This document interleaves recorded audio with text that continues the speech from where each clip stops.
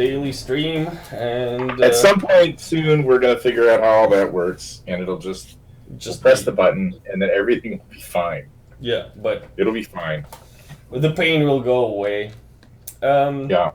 So, a short review of the things we've done previously on GameDev the Pipeline Live. Yesterday we went through some of the exercises that I do to improve on line drawing.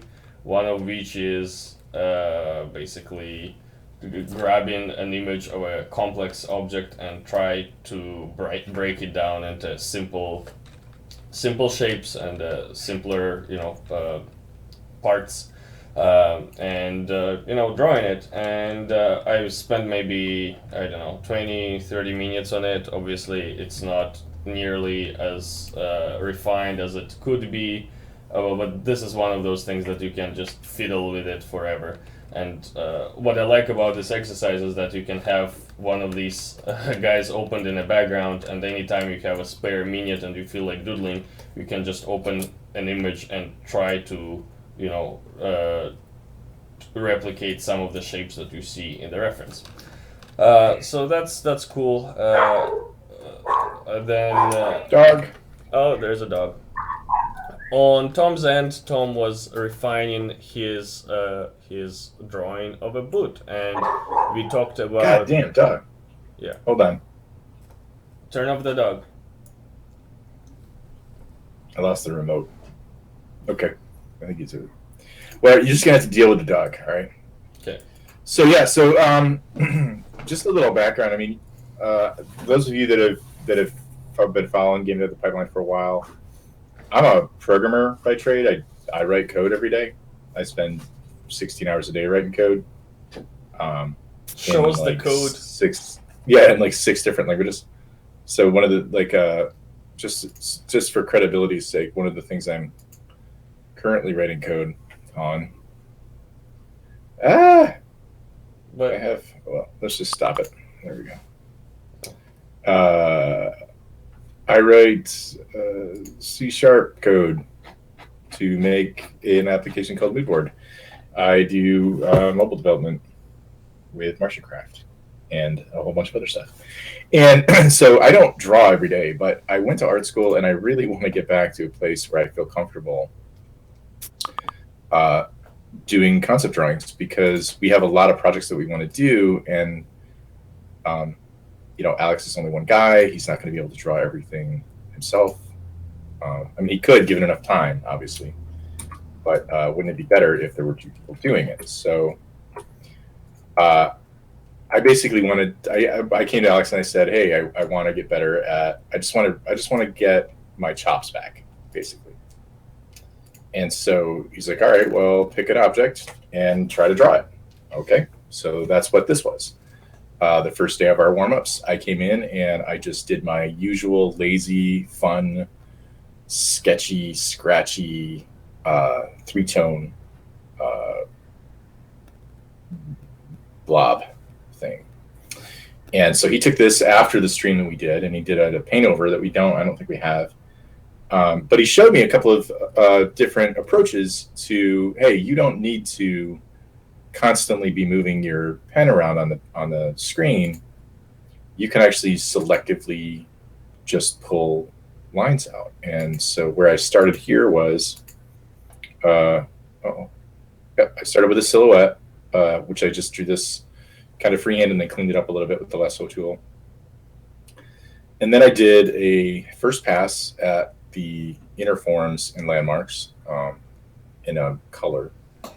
And then I did a single refinement pass. And then after yesterday's session, Alex took this again, and he showed me some of the places where I messed up, because you can see it's kind of wavy and shaky, and it doesn't really feel solid. So today, what I'm going to be doing is I'm going to be cleaning up some of the interior proportions. I'm not going to try to fix any of the problems with the outside proportion, because I think that's close enough, and I could have gotten there just by silhouetting directly on top of the reference. So I'm going to work on refining the forms inside of the shape, making all these little straps uniform, cleaning up some of the stitch lines, and And then maybe if there's time in the 30 minutes that we have, probably there won't be time, start doing a little bit of modeling in another layer to indicate shadow volumes. And that's what I'm planning on doing today. Sweet.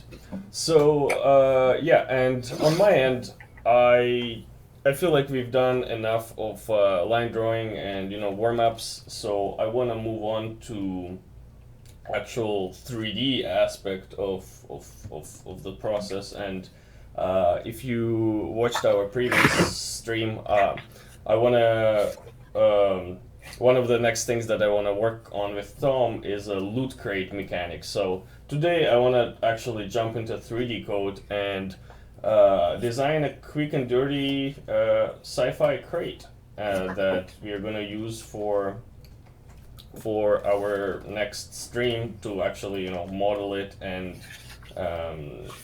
set it up in Unreal. So that's the plan.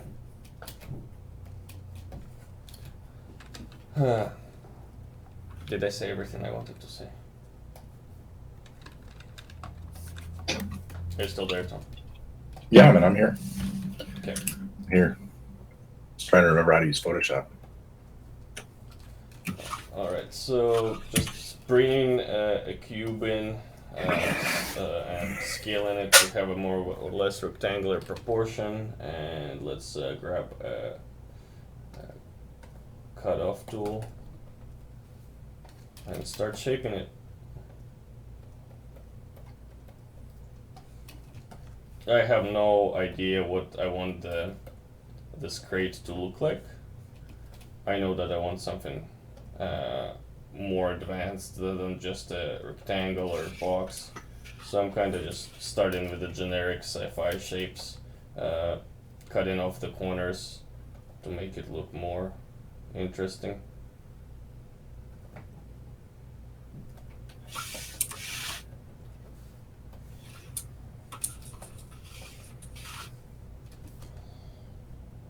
Smooth all. Yeah, I have a pretty low res shape here. Low density voxels, rather. Low res shape. Okay, so we can raise it up a bit. I don't want the shapes to be too cliche, so I'm kind of looking for a mix of a organic slash hard surface object. Let's continue with our cutoff. If you press E on the keyboard, you can change your stroke quickly, stroke type. So maybe on the sides we're gonna cut in for something like this. I think our density could be higher.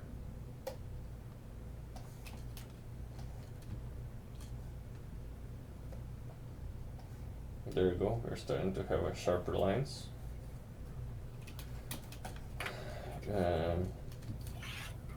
Let's use something like sphere is a great brush to draw on the surface. So we can actually go ahead and start drawing on top and create some shapes. But first I need, wait, where's my sphere tool?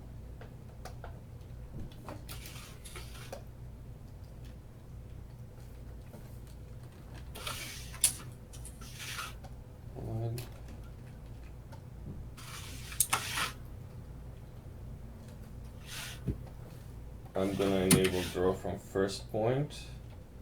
Hey Alex, real quick, could you mirror your screen? Mirror? What do you mean? You're not mirroring in Hangouts. Oh. You mean share?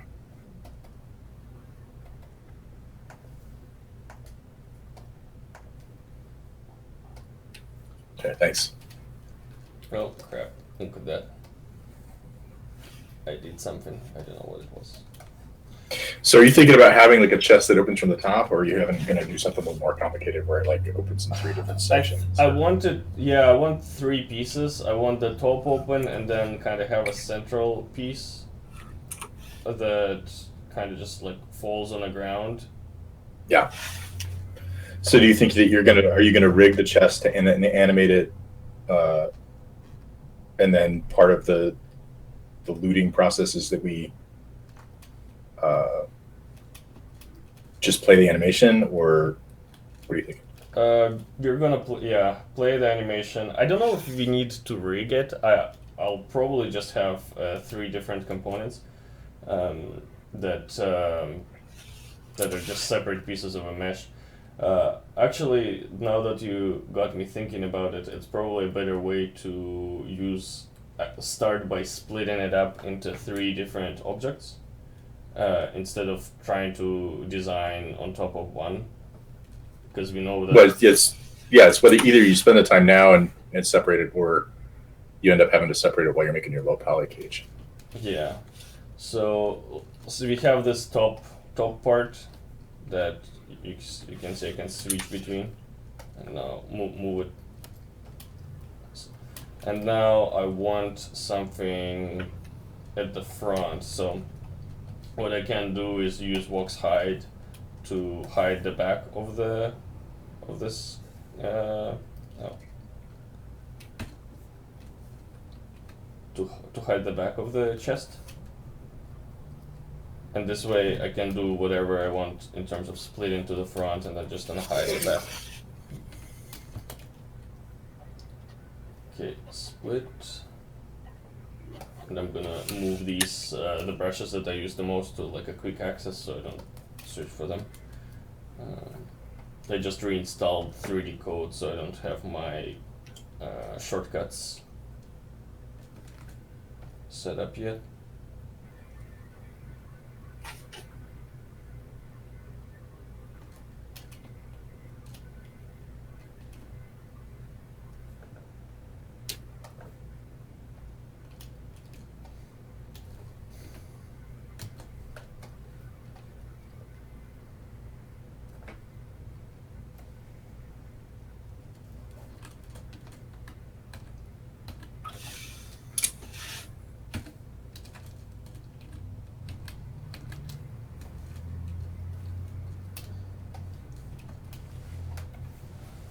So we can see we have a panel established. Now let's go to the main guy and geometry and hide all.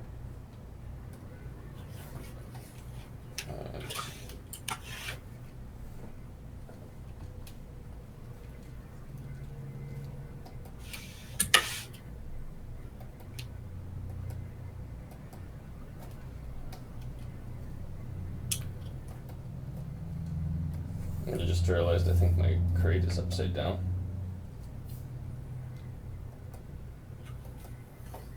Yeah. Oh well. Since it's a hierarchy of objects, all I need to do is just grab the topmost and then use transform to rotate it 180 degrees. Holding control so I can snap it to a degree. Now let's use the scale tool to create some variation in scale. I like that. So maybe the bottom part of this object, I like to use pose tool to come up with different shapes. You can just marquee select a part of the geometry and start scaling it in and do cool stuff.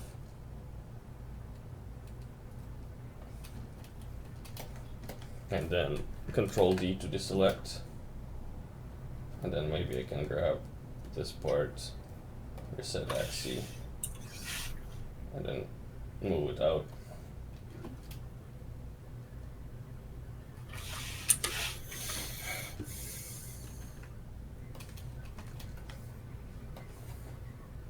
And you can see we're starting to create something more interesting. So in here, I'm gonna use pose tool again. Maybe we'll do something like this, and then smooth selection.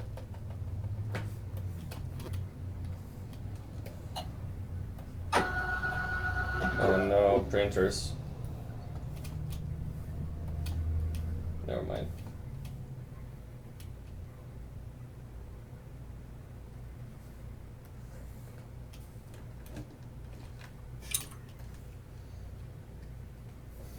I don't like how rectangular this top part is, so let's see what we can do. Technically, we just grab a move brush and play with the shape. Because it's voxels, we can do pretty much whatever, and then smooth it. Remember, I want this main part to be kind of organic and cool looking, and then we're gonna establish some hard surface details on top. And the way I would emphasize those edges is like we can just scale it back up a bit, and then grab a cutoff,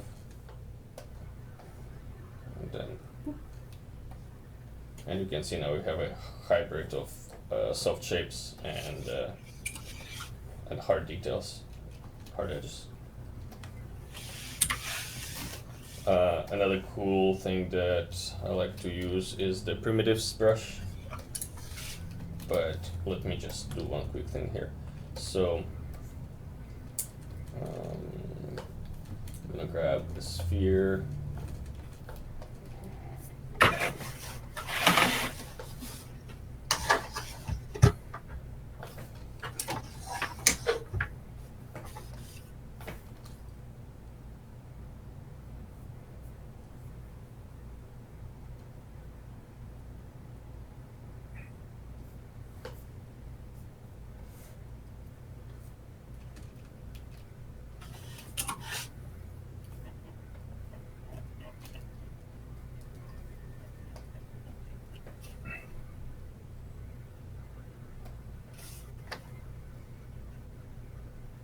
Back faces.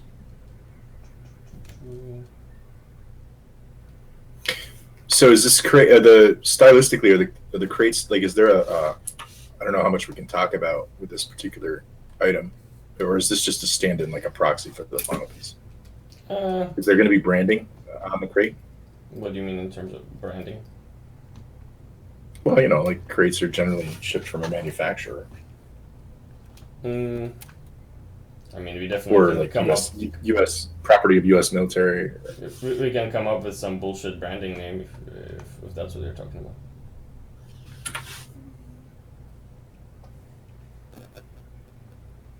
I'm just so far I'm just making a generic crate that we can use to create create an Unreal asset, right? Roger that.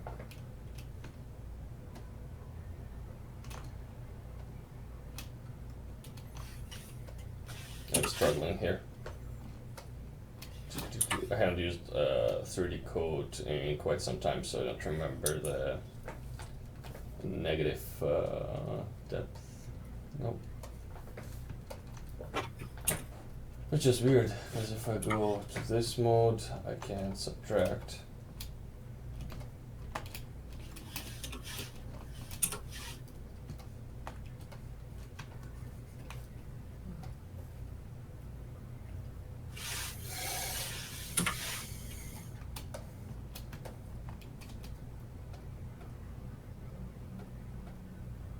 Oh, I know why. There we go. I had the wrong subtool selected.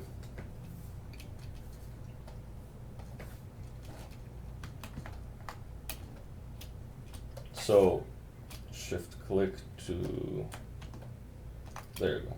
That's what I wanted.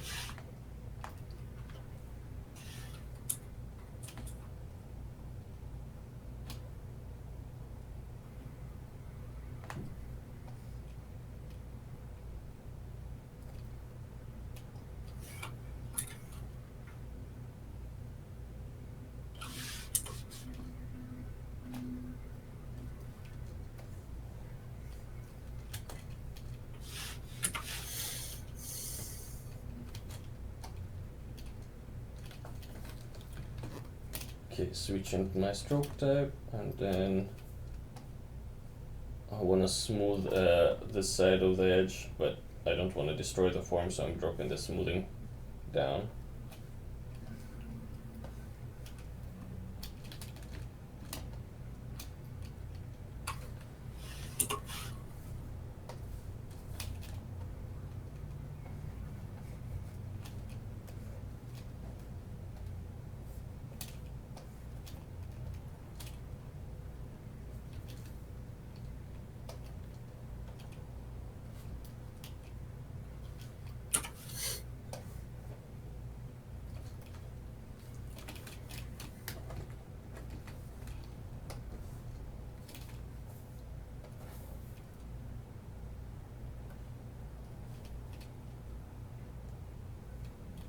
Okay, now let's go back to sculpture.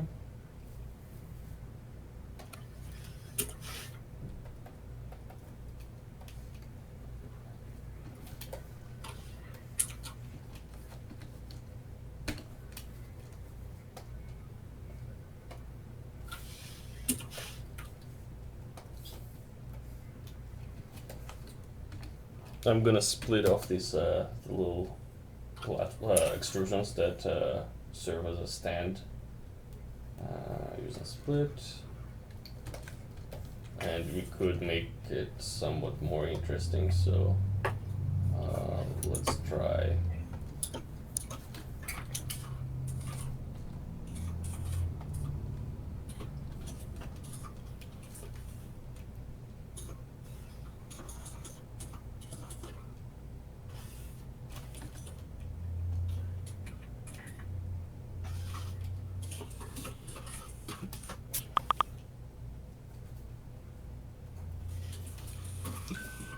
Something like this.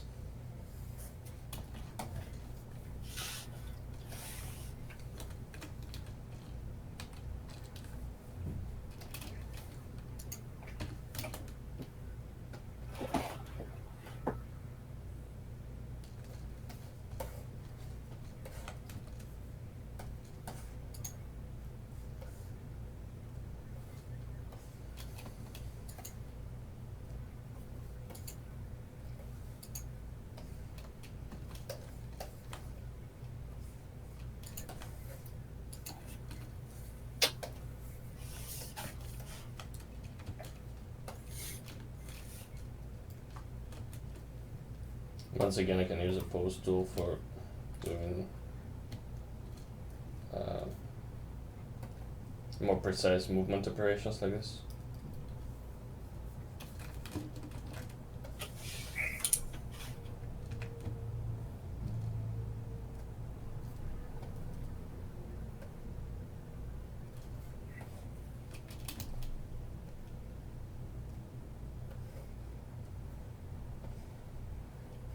Now that I extruded it, I can use cutoff to really define how I want it to overlap with the part that is separated.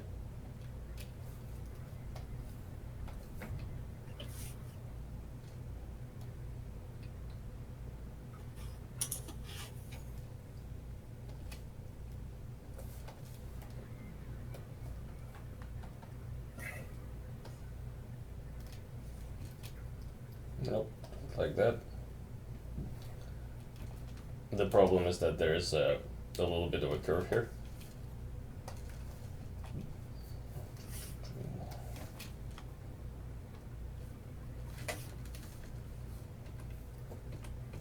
You can hover over an object and press G to temporarily ghost it, so you can see through it.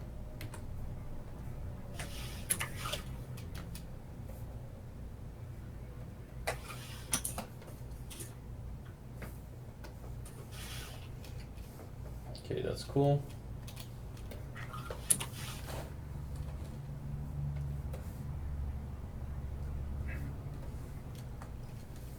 And now I can grab this and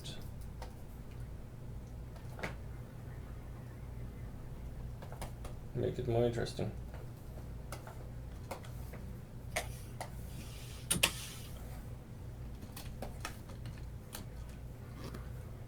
pose tool. We don't like straight lines in sci-fi design.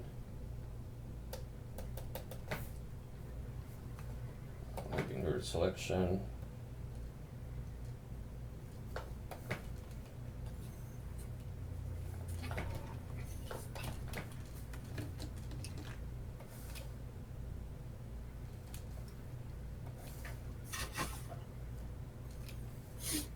Invert selection again.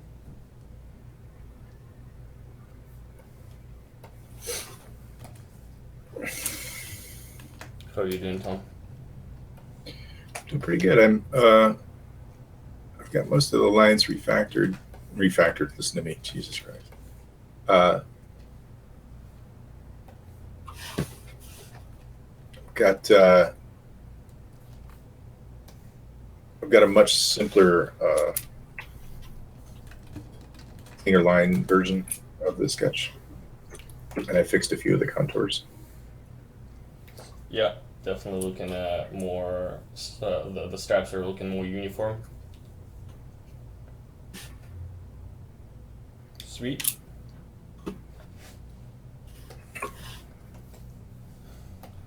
How's the? I think one of the things that we talked about yesterday is the systematic approach to drawing as opposed to just drawing for fun.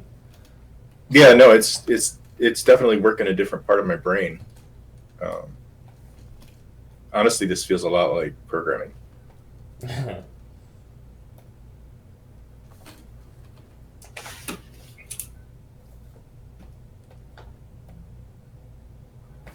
I'm doing a sim copy to mirror this part of the crate over because I didn't have symmetry enabled. So now using a pose tool, I can grab parts, move them out to create an interesting overlap. I need more resolution here. Let's raise it up.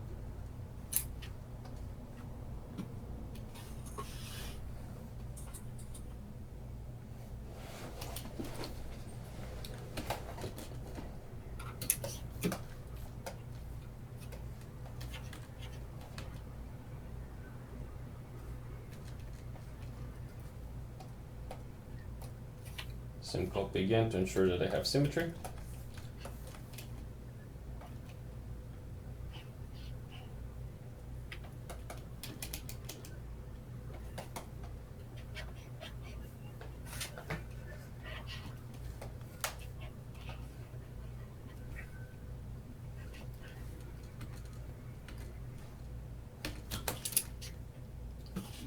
Once again, pose tool.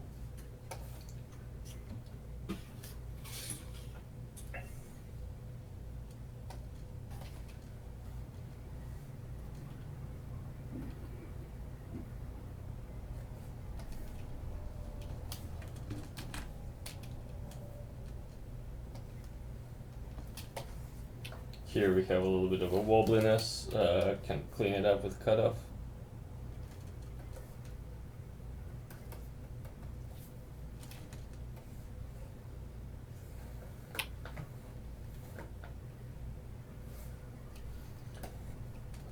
I also like to use scrape brush to kind of emphasize the plane quickly. It's similar to trim dynamic and ZBrush.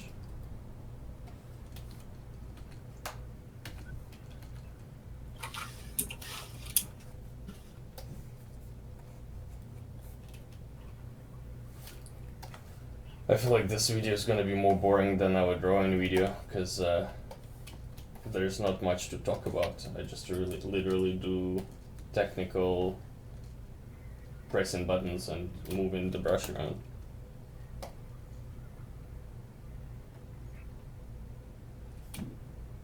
Yeah, but you'll be able to check it off your list. Yep.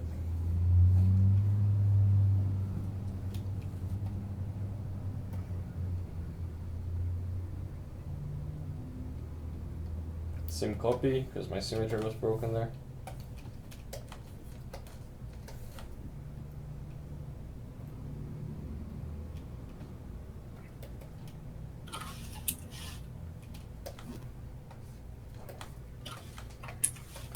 Now let's do something cool.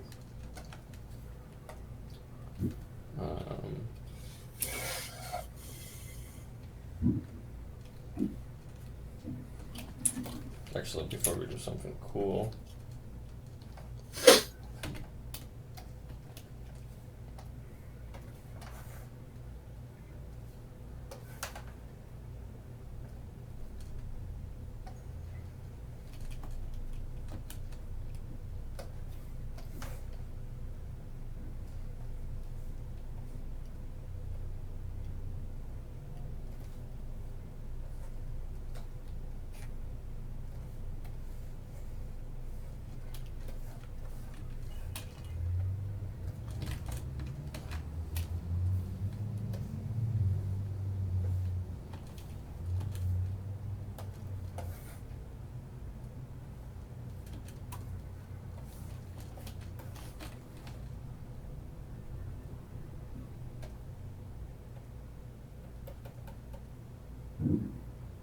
maybe we do need music in the background. Yeah, we can get some. Should I get that going? Today, I think we're at 10:31 right now. I think we're right about time to cap the stream. Yeah. Okay, give me a little bit of more time. Take all the time you want, brother. Oh, wait a second. I mirrored my crate, which was stupid because now I don't have that part that I extruded, that I split up. So what I can do is using this guy, I can use it as a boolean to take it out of the shape that I mirrored.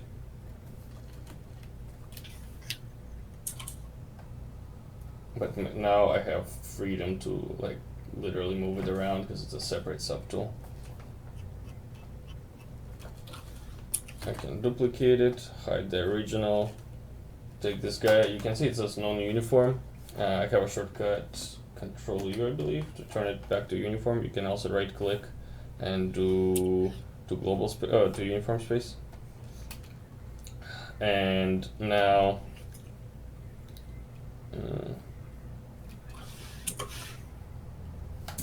I can do subtract from which one is my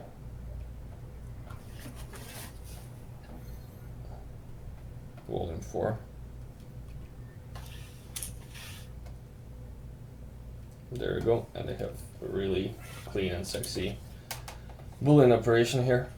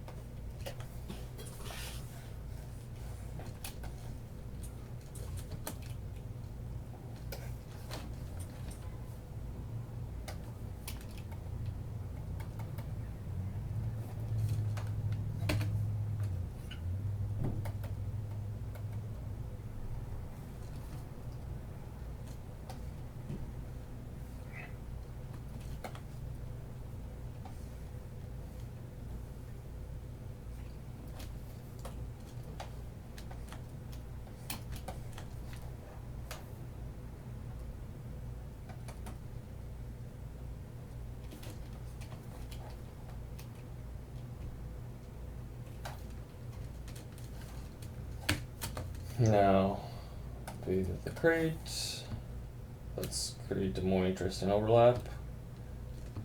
Like I said before, all I'm doing here is I'm trying to break the straight lines apart and make it more interesting.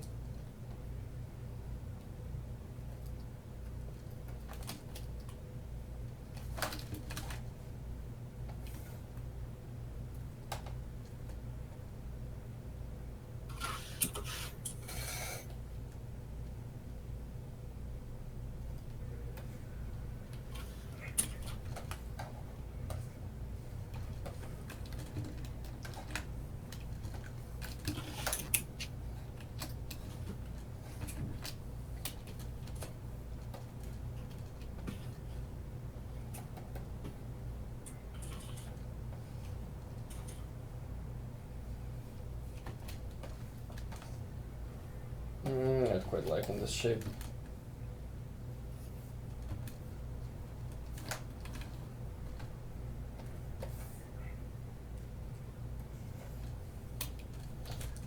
So primitives is cool because you can grab like a cylinder and bring it in, move it in place. There's also cool stuff like fillets.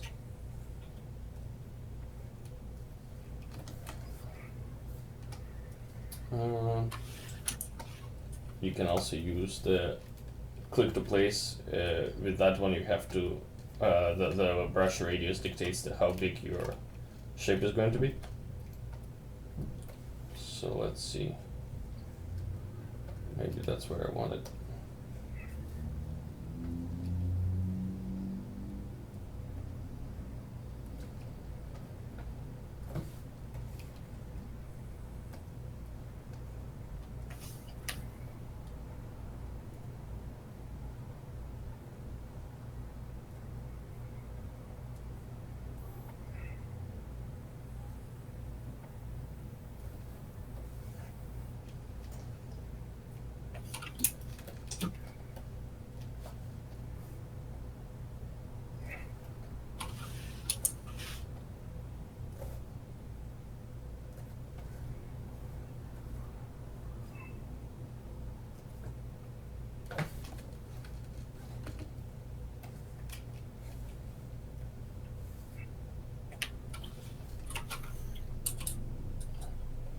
And this is not easy. Nobody said it would.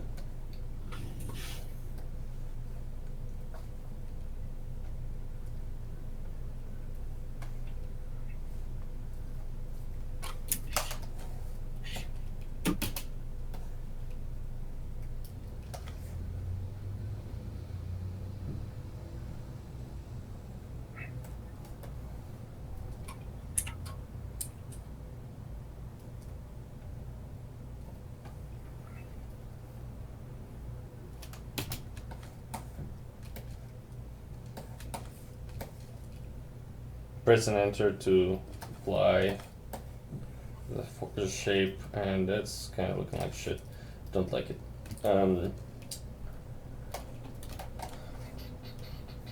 Another, so if I reset the scale, position, and axis, another way to use this is for subtracting from your form.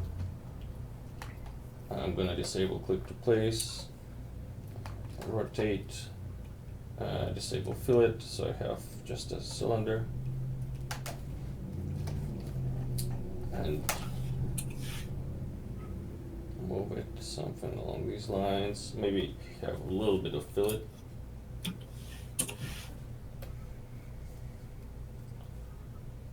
Place it in, and do Control Enter to subtract.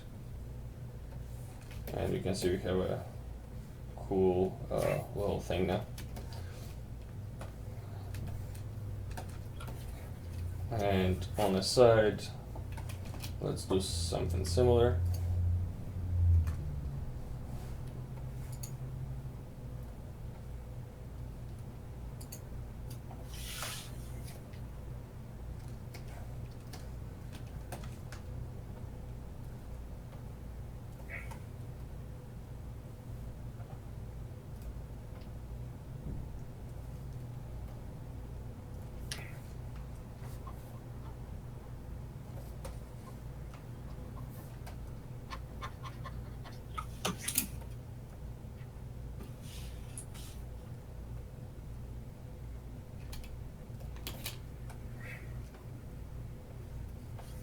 Nope.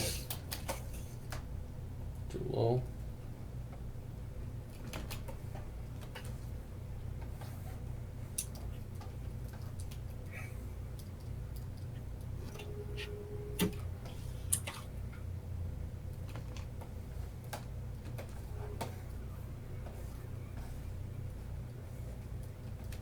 Actually, I'll do the opposite. I'll make it protrude.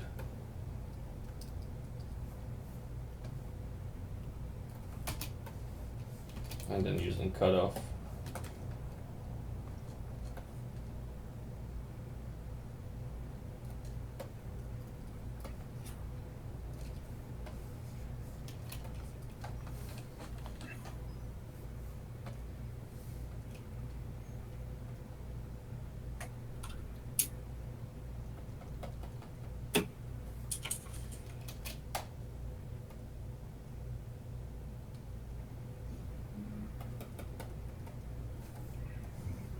You can do something like this. So it's like a handle. Now at the top, we can do something like extrude. What's extrude is good for? It can push your shape to a certain depth. You can define the depth by right-clicking and dragging up, or using this slider. And with this type of a stroke, we can do something like this. And hey, look, we have a quick sci-fi form. Let's do the opposite though.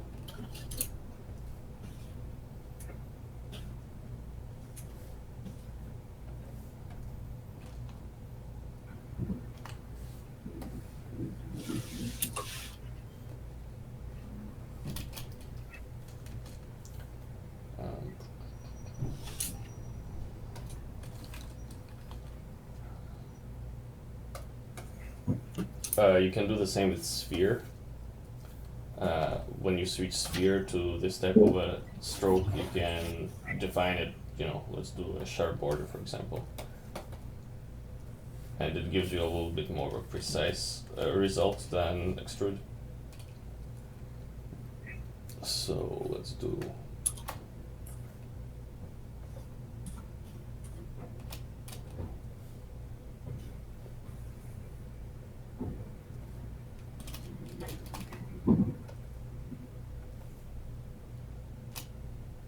Yeah, this is 100 times better.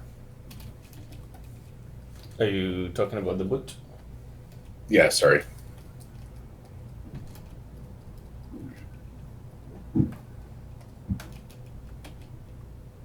Give me a sec, I'll switch the screen in a sec.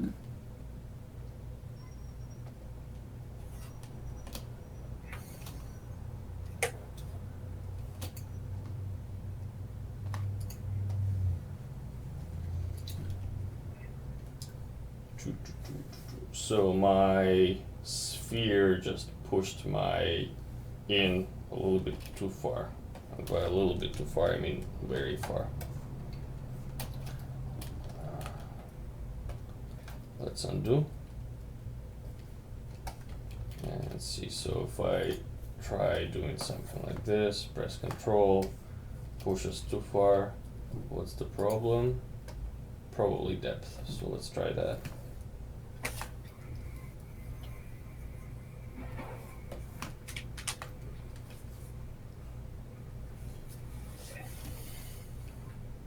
Border form.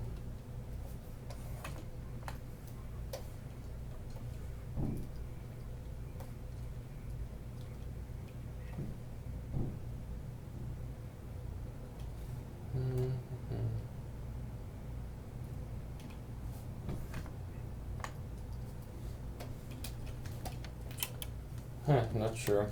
I'll just do the pose thing again.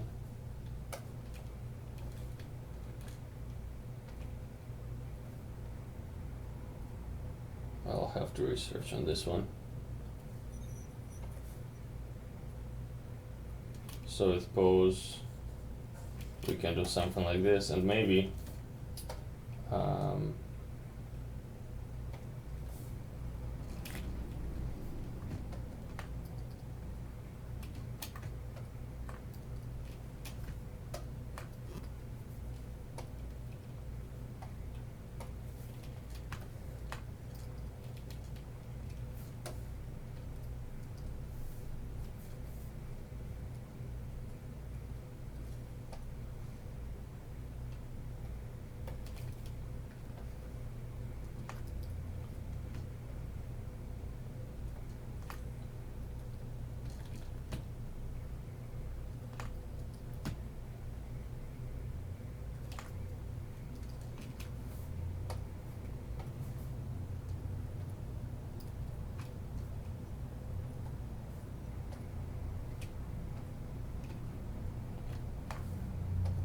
This is confusing.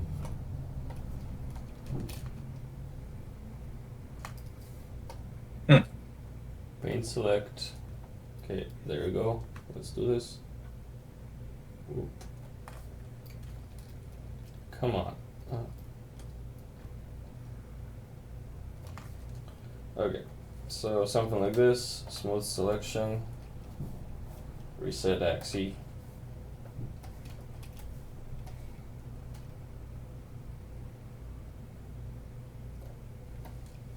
Move it in. I'll move it in quite far, and then we can add I want like a bar in the center, so I'll just use a primitive to place it, scale it in.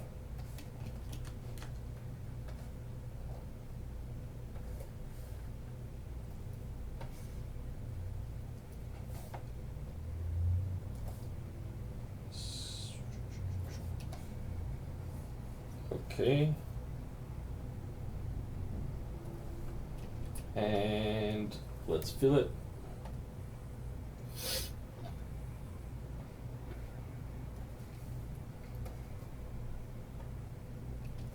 Press enter. Now back to cut off. I'll cut off the very top so we have a straight edge.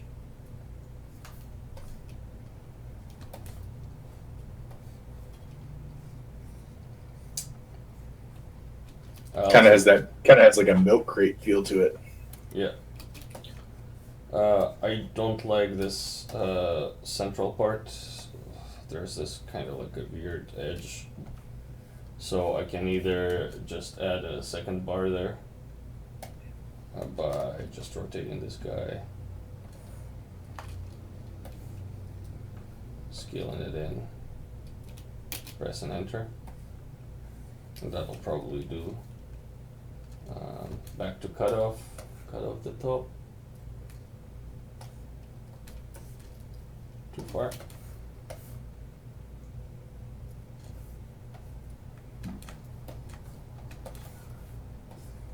All right. How much time do we have?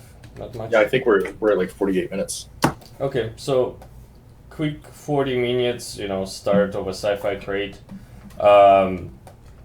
I haven't planned the design, so I kind of was figuring it out as I go. I don't know what's the best approach. Should I work on it and then just paste the time lapse, or should we continue from here tomorrow?